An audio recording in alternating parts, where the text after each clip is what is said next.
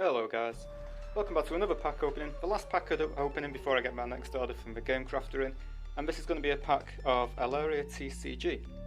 Now ALARIA hasn't been around, there hasn't been much activity on his channel for about a year now, but I thought it's a pretty cool pack design.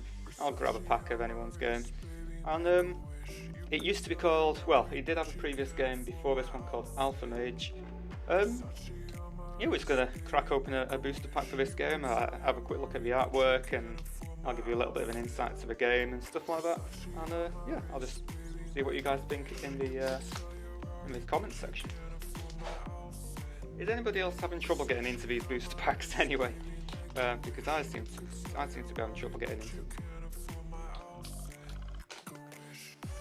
Speaking of the pack itself, this is the design on front, and typical Game Crafter back.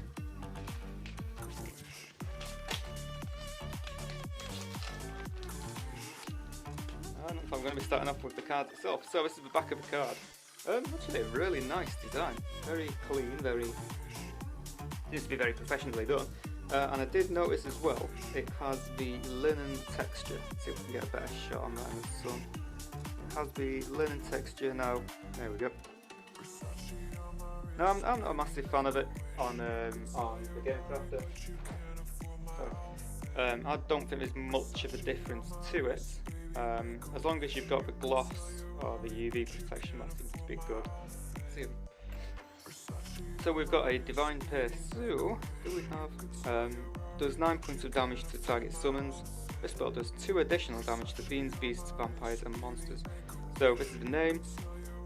This is how much you need to play the card, which whenever you kill like an enemy unit, it goes to a pile to the side, and then you can use them cards to pay for higher costs. S means it's a spell, so it's like a one-off effect.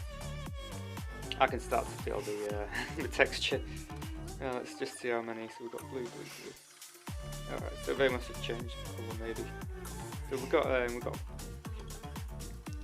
Minotaur Plunderer. This is a 9 cost. So this a unit has a number in this box here, which is basically its strength, and you use this strength or its power when it goes to fight another unit or a monster. If you win, then you gain the other monster and put it to your pile, and then you use that pile to pay for other cards. Mensa Archer. Paratu. A Blup. Baby Fire Drake. I'll tell you something, the artwork on these they're actually quite cute, quite adorable. I mean, it seems to be pretty well done. I mean, so far every piece of artwork has actually been really good. Head looks a bit freaky.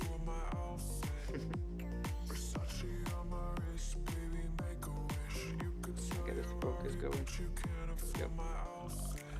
So we've got a little fire drake or a dragon, quite cute. Poison spider. Arcane Split. Spell card. Kinda looks a bit like Doctor Strange. Magtor. Stone Giant, an elemental, 18 power. Frosthog. Gasper Ghost. Pyro Stallion. Ring of Mensa. This is like an equipment. Anytime you attack with a beast or creature, they gain +1 to their power points. A lesser Ice Wraith. Centronium Squire.